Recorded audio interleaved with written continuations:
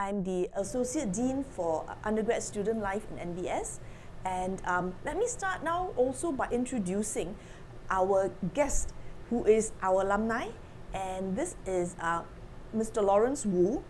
And if you can see, Lawrence is joining us via Zoom. You might ask why, and the reason is because poor Lawrence, he is down with COVID, but being this very staunch and committed alumni, he said, I will still Zoom in and join you. So Lawrence, he is the director and co-founder of Sunseed, and we are very lucky to have him here today with us to talk about, his thoughts on NBS, his experiences in NBS, and also, very importantly, after NBS, what did Lawrence do? Yeah, and how did his experience at NBS maybe help him in his journey, in his career after that? Okay, so thank you for joining us, Lawrence. The other person that I will introduce now is Prof. Damien Joseph. Damien is kind of like my counterpart in that he is the Associate Dean for the academic side of things for the undergrads. Okay, and here we have Mr. Zhou, who is the manager of our undergrad programs office, and he's in charge of admissions. So he's overseeing the entire admissions process. And over there, we have Ms. Linda Ong, and Linda is with our Career Services Office. She's the director of our Career Services Office, means that what she does and her team does is that she helps all our students look for internships, look for jobs, and so on. Okay, so if you join us, she is someone that you will be talking to a lot. All right, so what we have here is, I think you can see on your screen, a Slido QR code, and this QR code is for you to scan so that you can then send in your questions. Okay, so once you send in your questions, I will put them up, and then I will invite one of my panel members to answer the question. Okay, so any questions you have, anything you want to know about NBS, anything you want to know about Lawrence and his journey, okay, feel free to ask us. All right, so let me look at my Slido and see whether or not anyone has sent in any questions. I will give you a moment. Okay, so the other thing that I would also like to tell you while I have some time here waiting for you to send in your questions is to tell you that we also have specialization talks next week, and also in the afternoon we also have a session with Prof. Damien Joseph. Damien will be talking to our alumni later on. Yeah, so you can also join us for this other YouTube live stream session, where you can hear from a whole host of different alumni on their different journeys and what they've done and their experiences in NBS. Okay? Okay. All right, so the first question I have here is actually directed to Lawrence. And Lawrence has been asked this question. Let me send it up. Can you all see it? Okay. And this person is asked, I would like to ask Mr. Lawrence, what made you decide to choose NBS? Okay, that was some time ago. I hope Lawrence can remember. Lawrence, thank you for the question. Can you hear me all right on set? Fantastic. Okay, I decided to choose NBS a bit of because at that point in time, Nanyang Business School was the only school that had that breadth of different faculties across business and accounting, and more importantly, accounting, because at that point in time it was the only accounting school in Singapore, at least. So I chose MBS primarily because I was given the option to decide between accounting, business, and even different business specializations after the first year within the school itself. So it was that flexibility that made me decide to choose MBS at a point in time. Okay, great. Thanks, Lawrence. Then maybe I'll just follow up with a question of my own, which is this. It's been some time since you've graduated, and now with the benefit of hindsight and the benefit of your experience later on, if you could do it all again, would you have done the same? Okay, and I'm hoping, of course, Lawrence will say yes. Yeah, absolutely. I think one of the very interesting experiences that I had was after the first year, and then there was still that options of different business specializations and accounting, right? I went to my dean at a point in time and I sat her down and I asked her, do you think I should pick economics as a major as opposed to accounting? Because initially I checked off accounting. Then she asked why. I said, because I think economics makes more money than accounting, than an auditor. She laughed it off and said, look, I think follow what you think you like, and the money will come along with it. It sounded a bit mercenary at the point in time, but then I stuck to my guns with accounting. The accounting as a faculty back then, it's number one. It's still number one now, in my view, in my humble view. And it gave me really the depth of the knowledge from an accounting and finance perspective, and that took me a long way. Okay, thanks so much, Lawrence. Okay, let me see what other questions we have. Someone is asking, what is a minor and how does it help? Maybe Damien? I think he's the best person to answer that since he's our Associate Dean for undergrad program. So that's a great question. A minor is a sort of a smaller specialization in another area, right? And typically minors are open to all students, right, coming in to the university, and you basically choose a minor that is either consistent or overlaps with what you're already studying, or it could be something further away. So for example, using Lawrence as an example, right, now our curriculum allows a person like Lawrence, for example, who is majoring, right, in accountancy, to do a minor in economics, right, to follow his passion, to follow his interest. So in that sense, all Lawrence would have had to do was to pick up like 5 subjects, right, curated subjects by the econs department, right, in that particular area. And once you finish that 5 subjects, you declare yourself as having attained a minor, right, in a particular area. So a minor is a smaller version of a major, right, requiring 5 subjects, right, curated, put together, that builds your expertise in a secondary field. Not your primary field, that's a major, the secondary field. Okay, thank you, Damien. Okay, so let's move on to the next question. And this time, let's talk about careers, okay? So I'm going to be asking Linda that question. And someone is asking this. Hi, what are the careers that NTU accountancy grads can go into other than auditing? Okay, Linda, maybe you would like to explain to them. Certainly. Our accountancy graduates are well sought after by employers in multiple and diverse industries. Our accounting graduates have gone into multinationals, financial institutions, technology companies, consulting, which is highly popular, as well as SMEs. Accounting graduates are known for their business skills as well as their ability to not just provide a business analysis of the company, but even act as consultants to the company.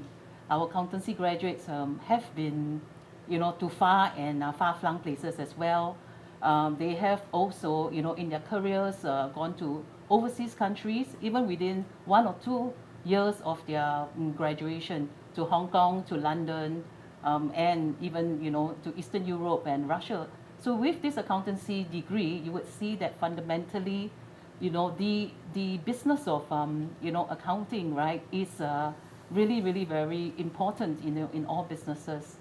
So you don't have to worry when you come in, because other than the Big Four, who are our ardent employers, we have many, many career opportunities for accountancy students. Okay, thank you, Linda. Right, and maybe at this point, what I would like to do is invite Lawrence to share his own experience, because actually Lawrence is a very good example, I think, of someone who graduated with an accounting degree but actually did not end up going into audit, if I'm not mistaken. Let me check with Lawrence and see whether he confirms that. Lawrence. Yes, in a way, it's more of a yes than a no, but maybe if I can augment to what Prof. Damien said earlier, right? I did pursue a very serious focus on banking and finance minor when I was in MBS at a point in time. In fact, I was so focused on it, I loaded on additional electives that are not counted in the school curriculum. And I had a chance to be posted to New York University as an exchange program. So I loaded on, I think, at least another 2 or 3 electives that is not seen in my transcript, right? And that led me to, I think, subsequently a bit of more of an investment banking career after I graduated from school. But why I say there's a bit of no there is because I did spend 4 weeks in Ernst & Young initially, as an auditor in a private bank, auditing a private bank, and then I landed myself with investment banking. And I guess that took me for another 10 years as an investment banking role. But not just limited to that, right? Currently, Sunseap as an employer, myself aside, of course, in the accounting and finance department, we have a fair amount of NTU graduates, but not limited to that. In business development, in M&A, investment analysis, we have accounting graduates there as well with us. So certainly not limited to auditors as a profession, although, I mean, there's nothing wrong with that profession. Really.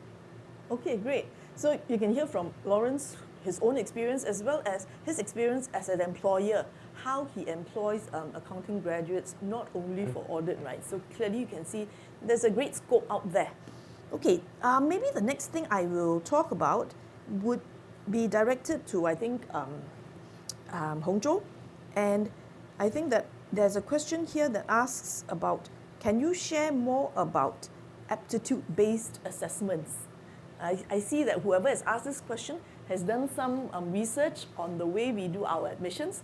So yes, we do our admissions by aptitude-based admissions as well. And Zhou, I think, can explain more about that. Yes. So MBS is very open to having students and applicants with non-academic merits. So we welcome applicants with things like leadership qualities, sportsman, or aspiring musician. Okay, feel free to apply through our aptitude-based admissions, and we will shortlist candidates who have met our criteria, and we will assess you based on the contributions and the achievements that you have in your non-academic merits. So you're welcome to apply to us if you find that maybe academically you may feel that you may not meet the requirements, direct requirements of the program, but we still would want to hear more from you in terms of your non-academic achievements. So do look out for the information on our website, and do not hesitate to tell us what you have in your bag, other than just having the studies part, but also in areas whereby you have contributed to the society or you have made a difference. Okay, thank you, Zhou. I hope that explains to you what we mean by aptitude-based admissions and how you can actually come in via that route. Someone else has asked a question, and this one I think I will be directing at Damien, again, because he's in charge of our academic side of things. And this person obviously also has done some research so that our single degree programs are actually shorter than other people's. They're very efficient. You only need to spend 3 years to graduate with a single degree, unlike most other universities locally where you would have to do at least 4 years. But someone is concerned about the downside of that.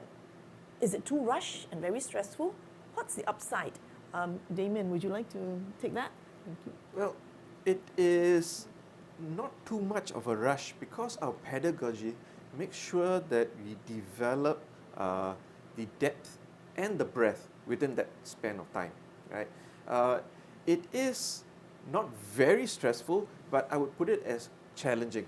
It challenges you, it challenges your thinking, it stretches you slightly beyond your comfort zone, right? Now, having said that, if you look at our graduates, right, they all come out being known for their expertise, and we do this in 3 years, right?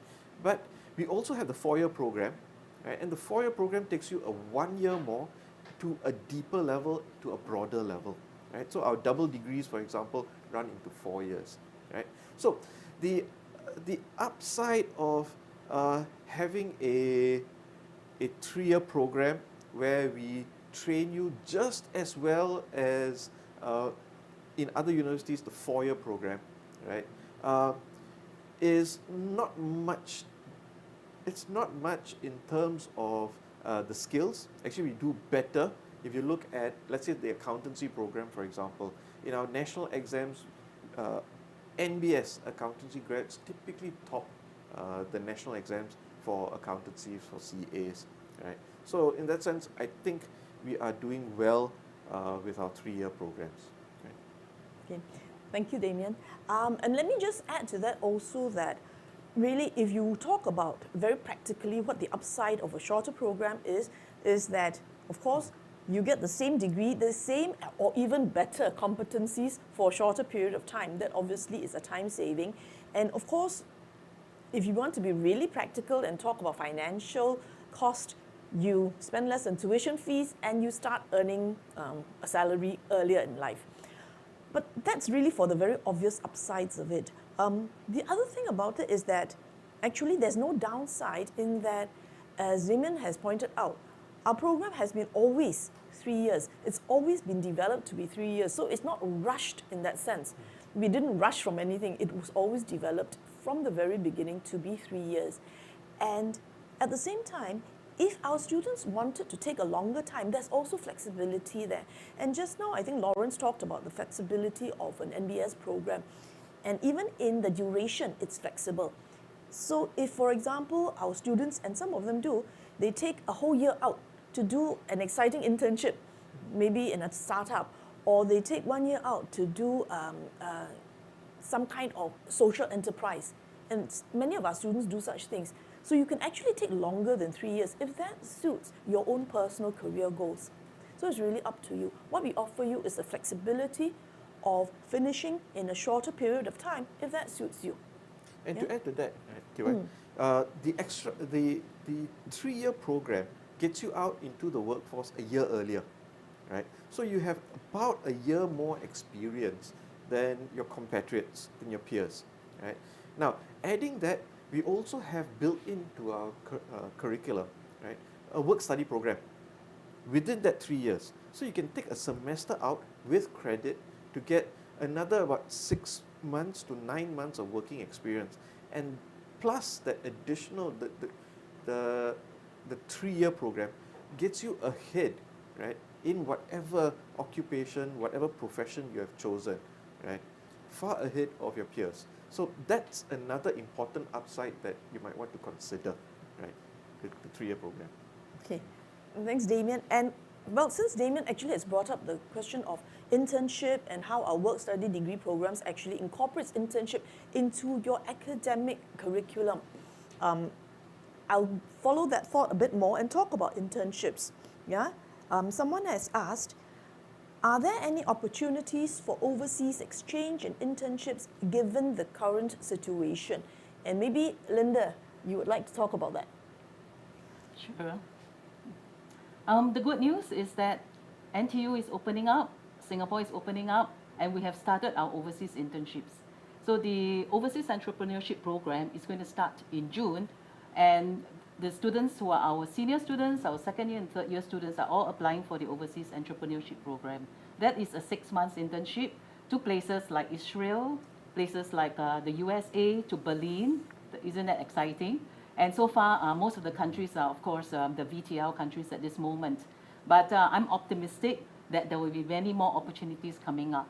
In fact, we are going to hold different sessions for our students to do summer internships starting in June.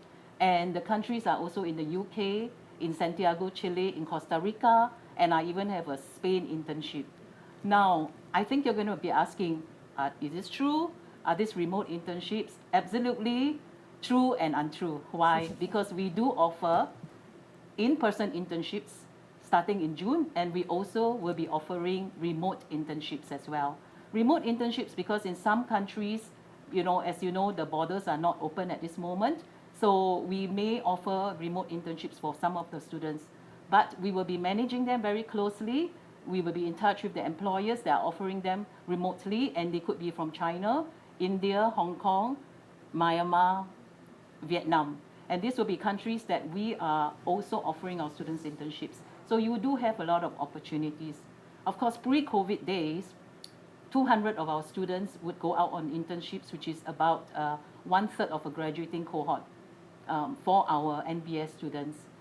And we are hoping that this is going to be restored, and with good faith and what the world is doing, I assure you that when you come in, you will have the opportunity. Okay, great. So 200, as Linda is saying, used to go out on overseas internships, and post-COVID, fingers crossed, maybe we can at the very least resume the same numbers, or why not? Maybe we can increase the numbers. We were on an increasing number trajectory before COVID, so hopefully we can get back into our stride, and there will be many opportunities for overseas internships. Yeah.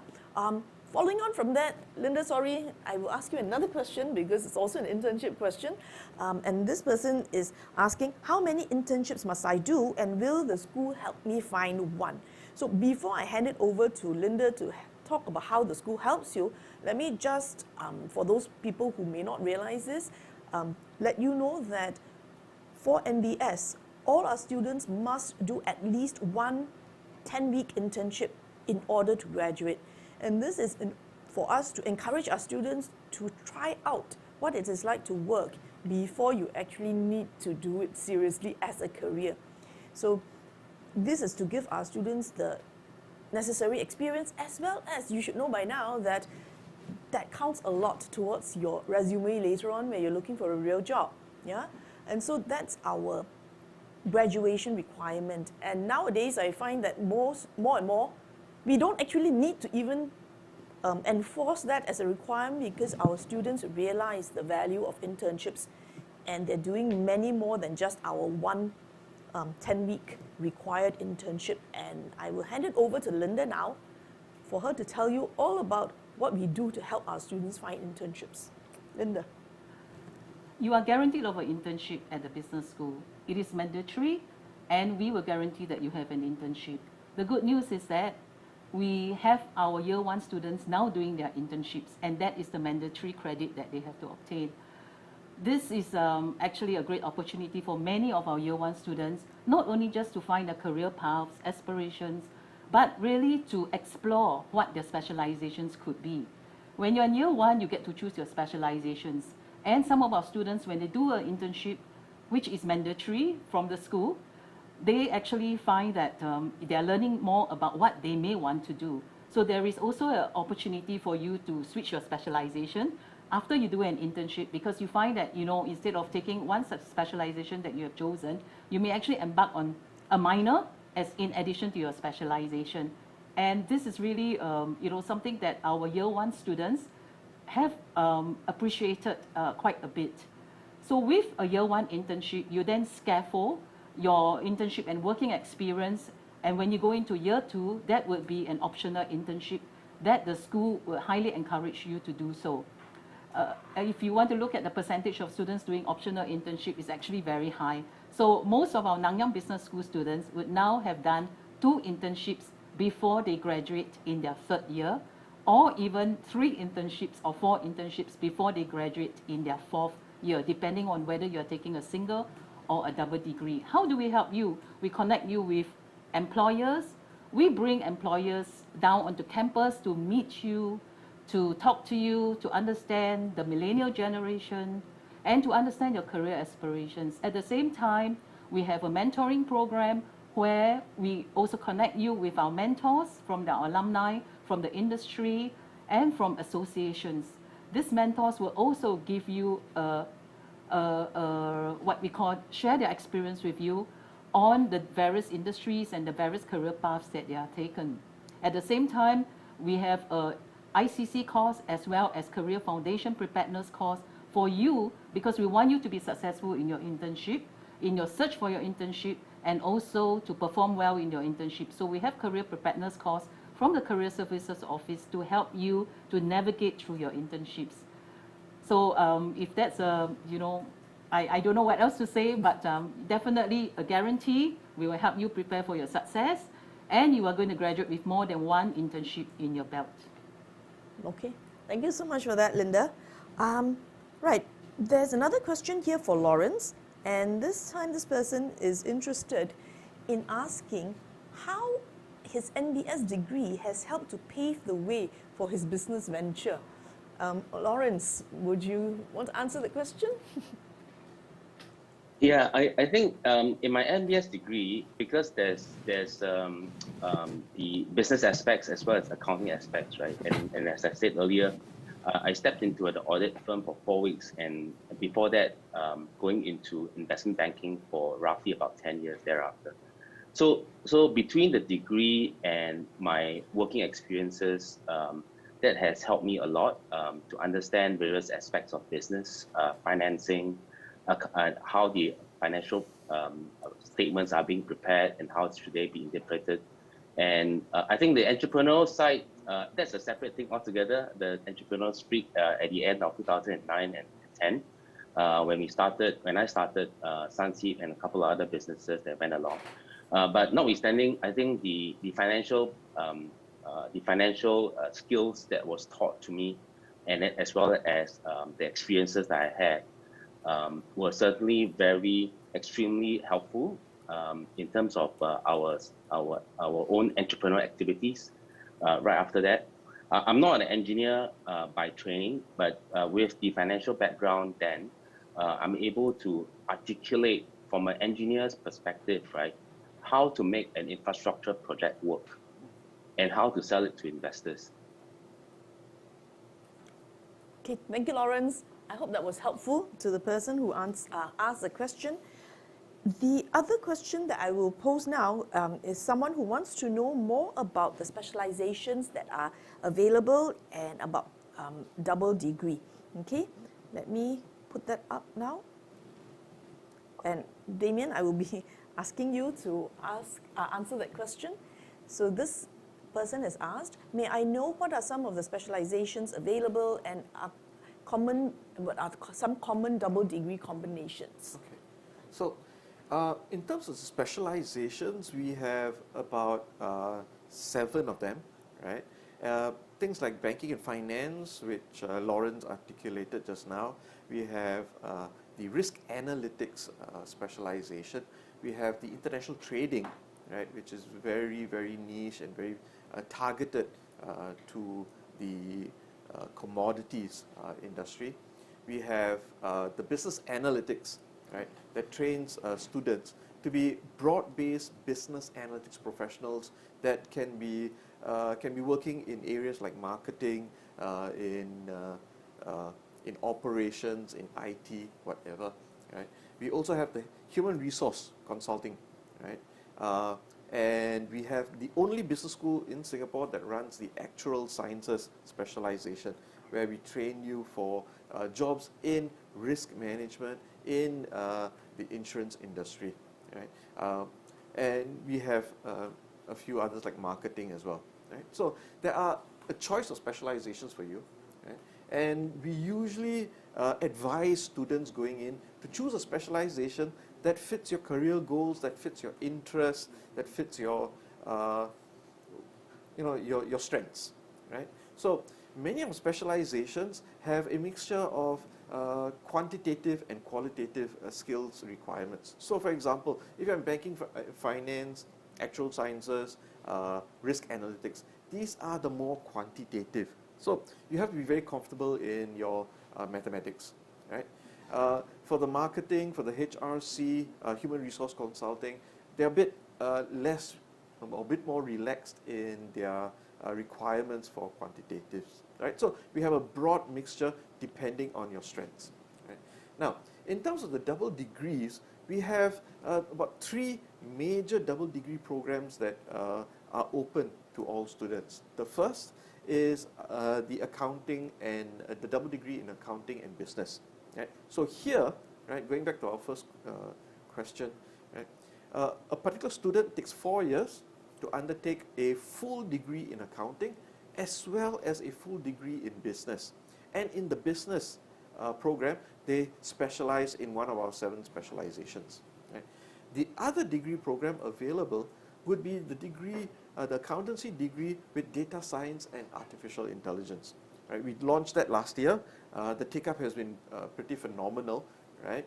And we are in the 2nd edition of that particular specialization. So here we are working with the School of Computer Science and School of Mathematics. It's a multidisciplinary program, right, where you get depth of accounting from the best from the best accounting school in Singapore, and the best in computer science and AI from the data science and computer science folks, right, in our school, right. And then we have the business and computing double degree, right? And that, you know, at least from the latest graduate employment surveys, is the best starting salaries in all of Singapore, right? So we are involved in that as well. So in all of our double degrees, the entries requirements are pretty stringent, right? It's very competitive, right, to do that, right? So there's another question here, right? I put that up because actually there was this question that came in, and because Damien was talking about our new double degree in accountancy and data science, and I thought it went. He was actually answering this question already, Yeah. so I put that up as well just to tell you that yes, So there's a question here. so the accountancy and data science and AI degree is about 4.5 years because of the depth and breadth of the skills required, right? It's about 4.5 years. You do both a full accounting degree, right, and you are trained for that of a chartered accountant.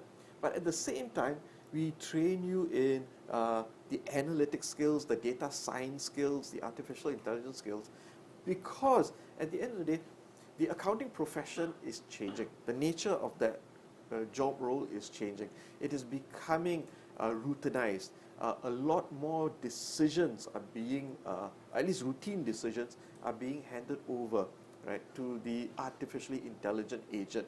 So here, right, the whole purpose of this particular program is to develop a pool of students, right, who are able to manage the value-added processes that come off the artificially intelligent work that has already been done.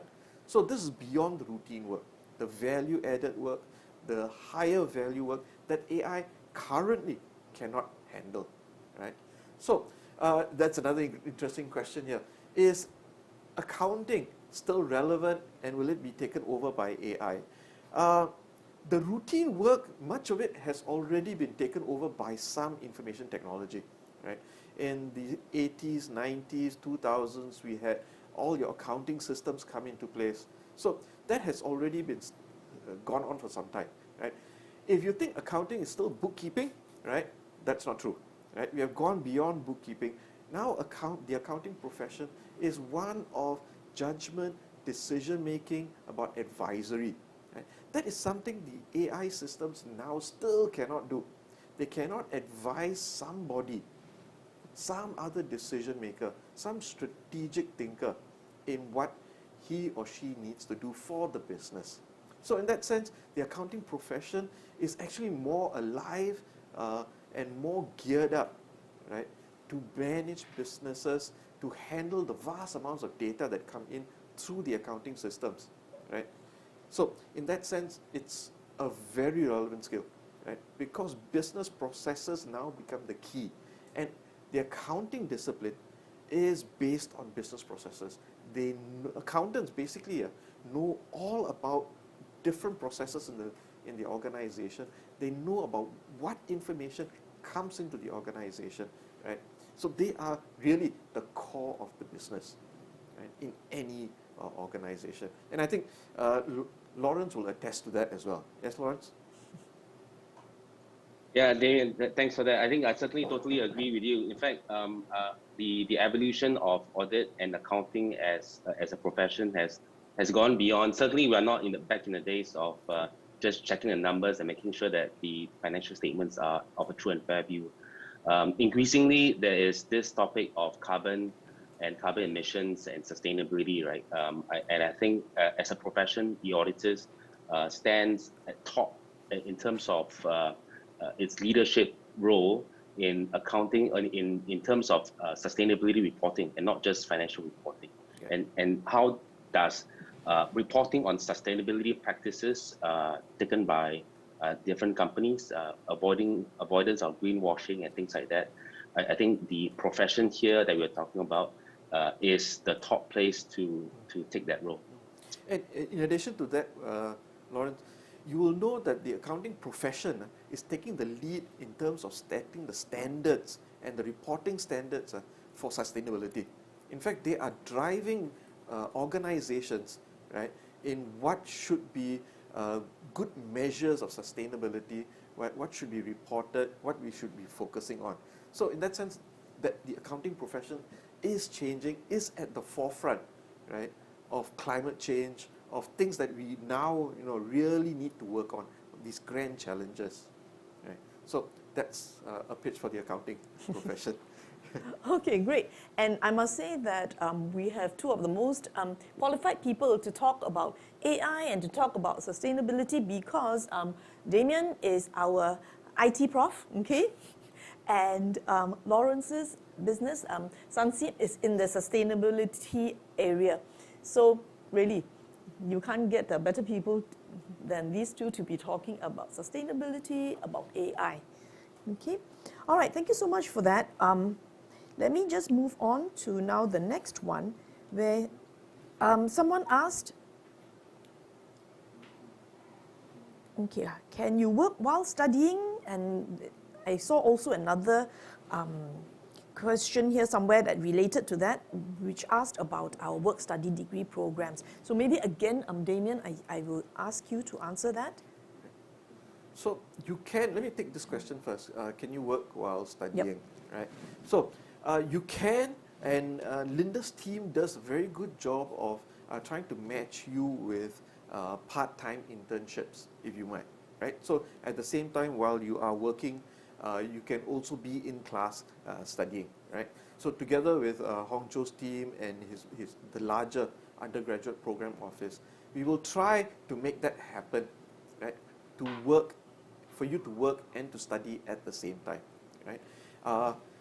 Difficult in your first year because of the types of courses that we are rolling out in our curriculum, right? But it becomes easier in your second and third year, right? Where you have a bit more options in the electives and the choice of classes that you can take, right? So in that sense, the undergrad programs office and Linda's team in the careers of services will take care of you and trying to fit your requirements, right? So it is your requirements with the curriculum, right? So in that sense, it is possible. The other possibility is also, as we discussed, doing internships during the intersemestral breaks, right? The long breaks that we have in between May and July, and also sometime in November and December. Although the November, December is a bit short, most organizations don't want you to come in for about 8 weeks, right? Because there's not much you can do there. But the longer breaks, definitely. Okay? And we see, given that there is a lot of interest in internships, what we have done is we have built in internships into the curriculum. So now the work-study degree programs that we've been talking about allow students at a minimum 25 weeks in situ work experience. So they will be attached to an organization full on for what minimum of 25 weeks. Right? You can stretch it for up to about 45 weeks if you peg on the professional attachment, the mandatory 10-week internship that Kit Wye and Linda were alluding to just now. Right? So at the end of the day, you have about 9 months, right, in organization experience, putting into practice what you have learned in school. So, and many organizations take into account these internships as part of working experience. So that puts you ahead of some of your peers, right? And we can do all of that, like the third question is asking. We can do all of that within 3 years, right? We have managed to rework our curriculum so that we still have that breadth, we still have that depth, we still have that rigor, right? And develop you both in your hard skills as well as your soft skills as you are working within that 3 years. Yeah. Okay, thanks so much, Damien. Okay, so the next one that I've seen some questions. I'm trying to find those questions that I saw just now, but essentially they were relating to scholarships. So some of you have asked, are there scholarships available if I were to take a program in MBS? And for that, I think Hong Zhou would be the best person to answer that question. So Hong Zhou, maybe you want to tell them about the scholarships? Yes. So some of the scholarships that we have available for applicants are the Nanyang scholarships, the college scholarship, and the school scholarships. So just do take note that scholarship application should come after your application for admissions. okay? And it is right at the end when you complete your application for admissions. And also, take note that if you are to apply for scholarship, you will have to submit one appraisal and also have a written essay of not less than 300 words, okay? Okay, and someone asked this question, which is, do you interview everyone? Do we interview everyone, Hong Zhou? Well, I guess we try to, all right? So we will, my team, right, will be working hard to look through at everybody's application, all right? So interview is on a selected basis. We will ensure that all your applications are well taken care and really looked after. And as long as, you know, certain requirements are met, certain criteria are met, and if there is a need for us to assess you based on the interview, you know, you will be contacted and shortlisted for our interviews, be it the scholarship part or the admissions part. Okay, Yeah. and you don't have to be so concerned about, scary interviews. They're not scary. You just come to talk to us. We talk to you. You get to know each other better. So that's about it. No biggie, okay? All right, so, well, there's this question that many people have asked that, to be honest, I'm trying to kind of ignore because it's not very politically correct for me to go and talk about certain things, but okay, since so many people have put it up, let me just address the elephant in the room. Many people have asked, okay, so you're not the only accounting program or only business program in Singapore. What makes you so special? How are you better than the rest? And so on. So there are actually other questions here, but I'm taking this as representative of all the questions they're asking this generally. So what I would like to do is not to say how we are better than the other people or how the other people are worse than us, but let me just say how we are, good, all right? And how we are special. So first of all, something that everyone has been talking about, we have a program that's really efficient. You can do it in 3 years at the same time. I mean, that's for the single degree. And we have double degrees, which you can complete in at most 4.5 years, which is a lot more efficient than the other programs that are out there. At the same time, these are flexible programs because you can take longer, as I've said, if you wish to. You could take a leave of absence, go out there, do a startup, do social enterprise, go for an exciting, overseas internship for a year in a startup and see how people do it and so on. So these are all things that are available to you. Also, as I think Damien has been talking about, we have exciting programs. We have exciting double degree programs, for example. So other people out there may have an accounting program, they may have a business program, but we have very exciting double degree programs. We have double degree programs for both accounting and business. We have double degree programs for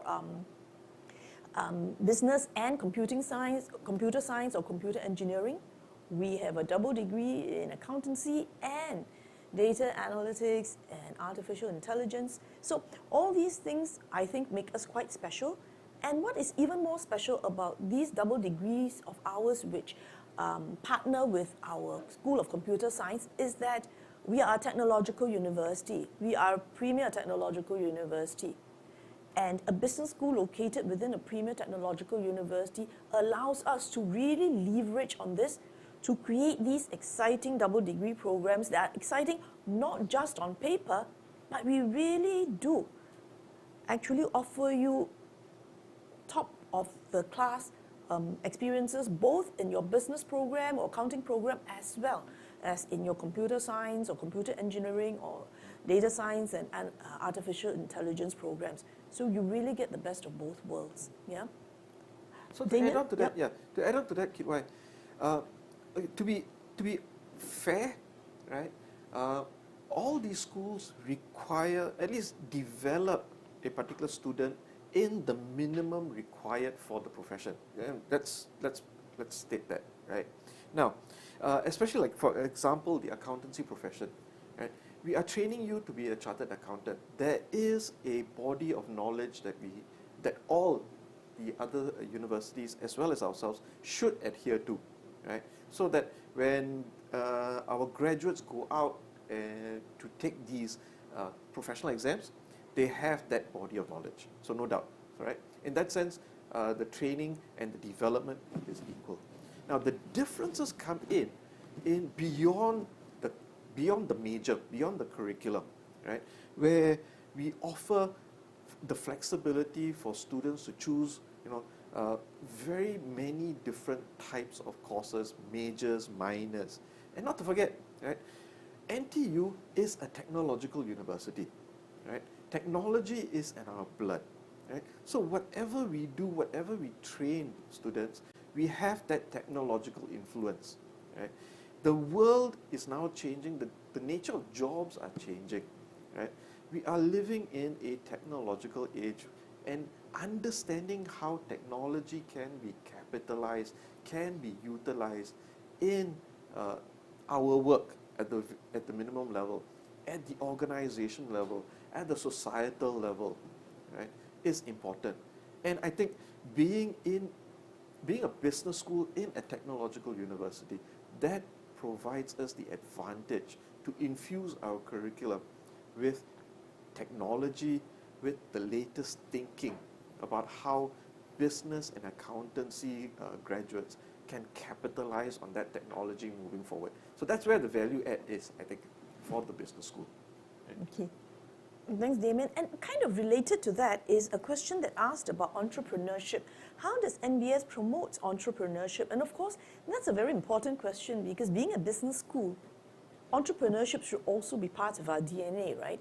And we have actually a second major in entrepreneurship that is open to our accounting and business students. So if you're interested in entrepreneurship, and even if actually you are not thinking of starting a business of your own right away after graduation, employers also appreciate the entrepreneurial bent in the employees. Yeah, so the second major in entrepreneurship has really gotten a lot of interest. It's a newly set up major, and it has gotten a lot of interest, and rightly so, I think. So MBS really does actively promote entrepreneurship, and many of our students actually, even our current students, are entrepreneurs. So for example, the person who's helping us film all this today, he's our second year business student, all right? So it's his business.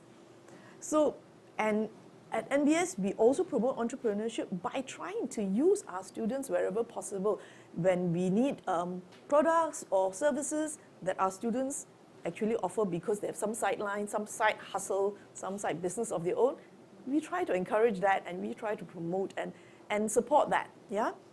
And I hope you can see that he's doing a great job, all right? Okay, so aside from entrepreneurship, that will also lend to how NBS is different. The other thing that's also a related question, I think, is a question about the culture. And again, I'm trying to find it. Yes.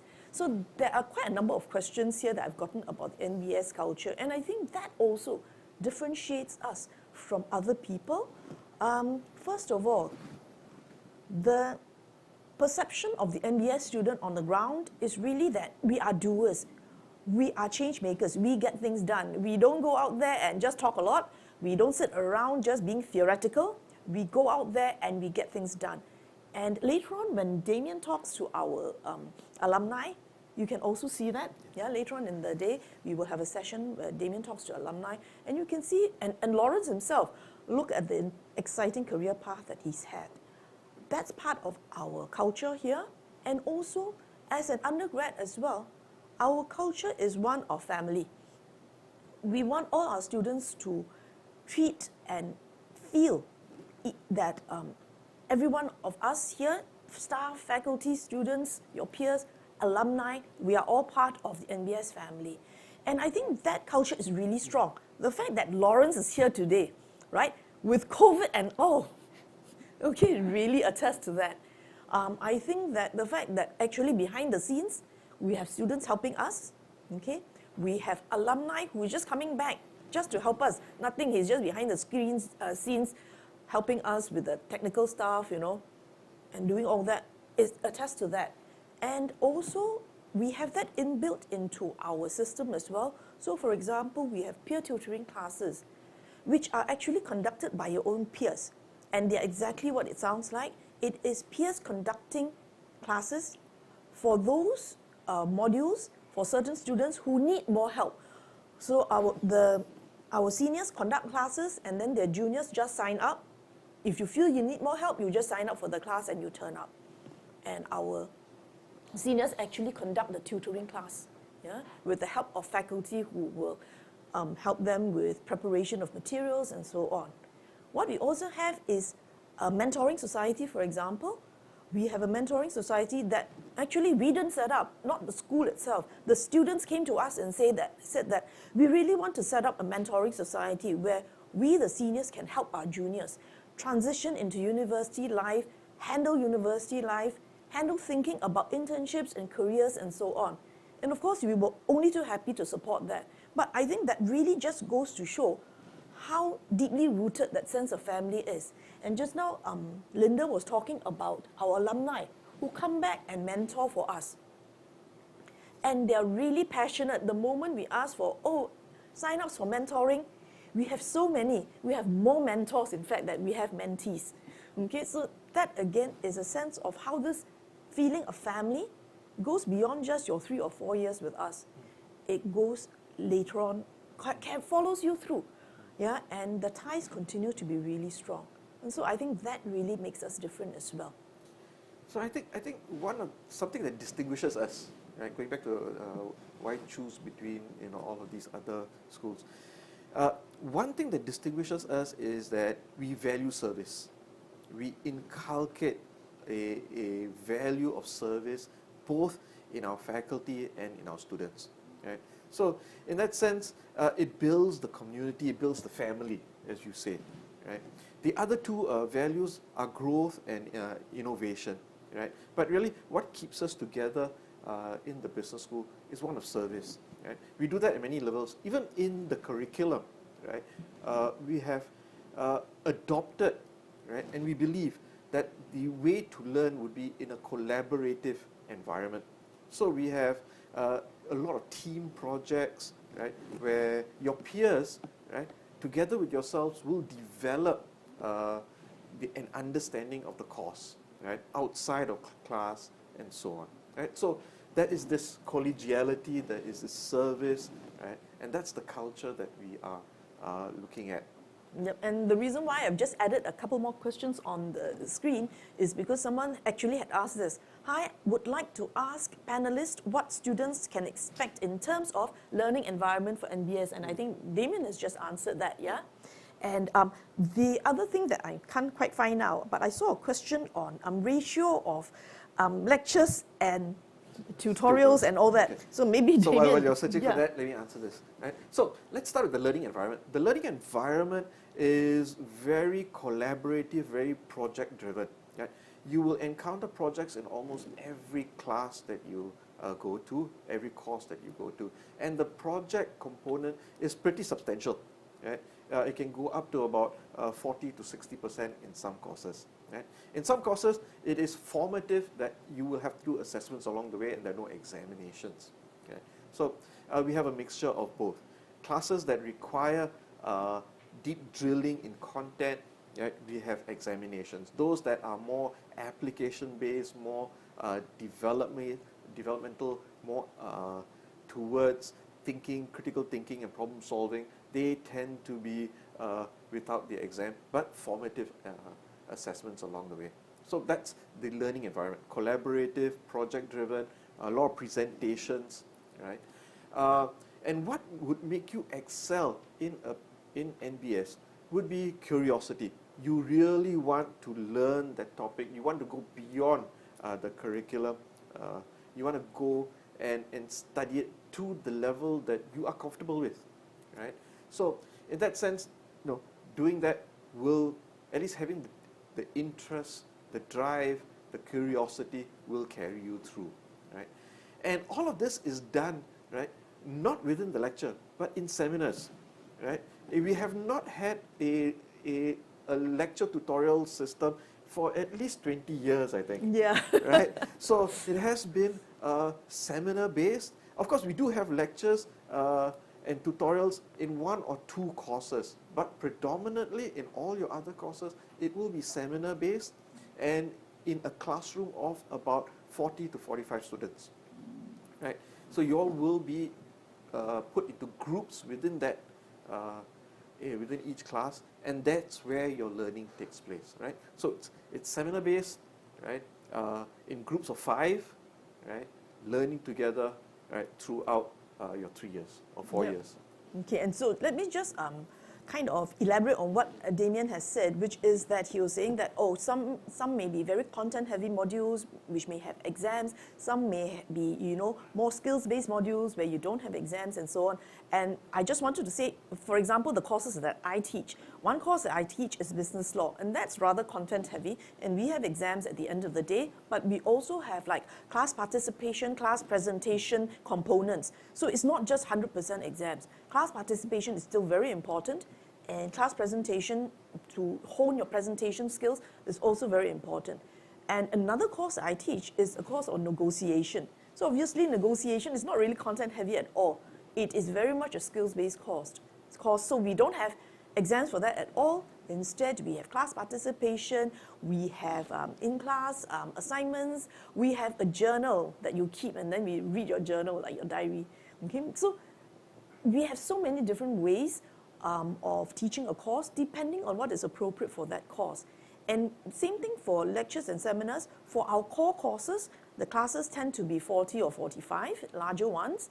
But for our electives, where the classes tend to be smaller, like for example, in order that I have the proper kind of learning environment for my students in a negotiation class, I cap it at 30. So I do not go beyond 30, okay?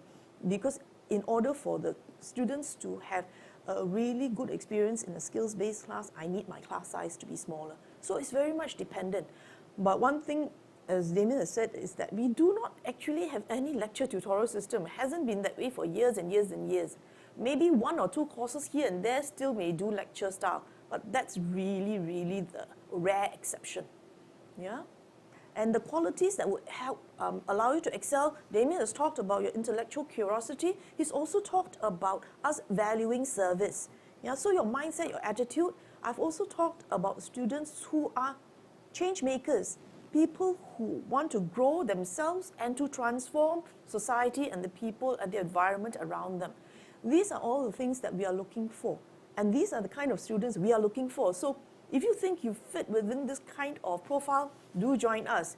If you think you want to grow into this kind of person, do join us as well. Yeah? Okay, so I hope that that has kind of answered your questions. We have time for one last question. Which one shall I ask for? Okay, someone wants to ask about the second degree, double degrees. I actually wanted to look for that. I can't find that here right now. The list of questions is too long. So someone wanted to ask about what kind of double degrees do we have that includes computer engineering and all that, or some form of computer science. And I think we actually mentioned that, and maybe this person wants to clarify exactly what we have. One is our business program on one side, and the other one you choose either a computer science or a computer engineering degree, and you take that from the School of Computer Science in NTU. Yeah. The other possible one that we have just newly launched is the accounting on one side. So you have accountancy degree on one side, and the other side you have a data science and artificial intelligence degree that you get from the School of Computer Science.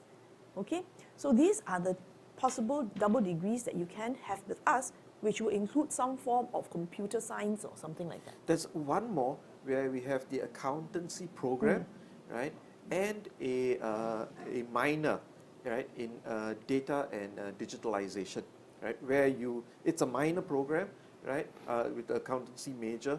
The minor you'll be taking with the computer science folks, right. So that's another one with computers, right. The other, yes, there's one more, the business analytics program within the business degree, right. That has a heavy component of languages like Python and R, right, scripting languages with databases, right. But there, it's more application of the technology to solve business problems, right, rather than developing an IT artifact, right, as with business and computing degrees, or the accountancy and the data science and AI degree. Right? So that's a fundamental difference between the two programs. Okay, so you can see that actually there's a lot of possibilities for you if you're interested both in a business or accounting program, as well as you also have a bent towards, IT in some way. Yeah. So we have come to the end of our session for today. Thank you so much for joining us. Thank you also for the very many questions that I have received. I'm so sorry I couldn't really have time to go through all of them. And thank you to Lawrence for joining us. Thank you. Please go and rest, Lawrence. Hope you recover very quickly, and hope that we get to see you on campus soon. And for those that we have not managed to answer, please do look out for our FAQs that we will be publishing. Yeah, so go to check out our FAQs and see whether we have managed to answer your questions, and we will try to answer all the questions. Okay, thank you so much. Have a good day, everyone. See you. Bye-bye. Don't forget our other talks.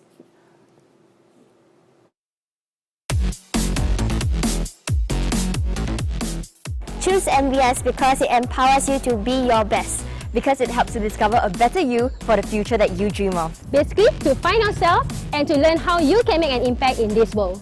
Come to NBS to experience a different you. See you at NBS. See you at NBS. See you at NBS. See you at NBS. I look forward to seeing you at NBS.